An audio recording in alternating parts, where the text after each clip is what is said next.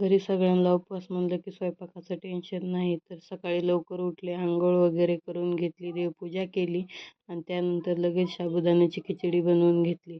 थोडेसे फराळीसाठी काटेकुंडुळे होते उपवासाचे, ते तळून घेतले आणि मिस्टरांना लवकर दुकानावर जावं लागतं म्हणून त्यांना डबा भरून दिला आणि त्यानंतर लगेच बाकीच्या राहिलेल्या कामाला लागले. धुणं भांडी सगळं काही करून घेतलं. त्यानंतर ओले केस तसेच ओले होते म्हणून त्यानंतर लगेच डोकं विचरायला घेतलं. ओले केस असल्या गुंता लवकर निघून जातो म्हणून लगेच विंचरायला घेतले. त्यानंतर दुपारची वेळ होती, पाऊस येऊ लागला म्हणून कपडे काढून घेतले.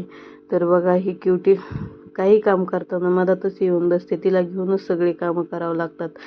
कपड्याच्या घड्या घालतानाही येऊन बसली होती ती. त्यानंतर संध्याकाळी 6 वाजता मिस्टर आले आणि त्यांनी येताना बाजार घेऊन आले. आज आमच्या इथे रविवारचा बाजार असतो त्यामुळे ते बाजार घेऊन आले. म्हणजे कसं 8 दिवस टेन्शन नाही. त्यानंतर लगेच आंबा चिरायला घेतला का तर आज उपवास आहे आणि सगळ्यांना आंबा खाण्याची इच्छा झाली.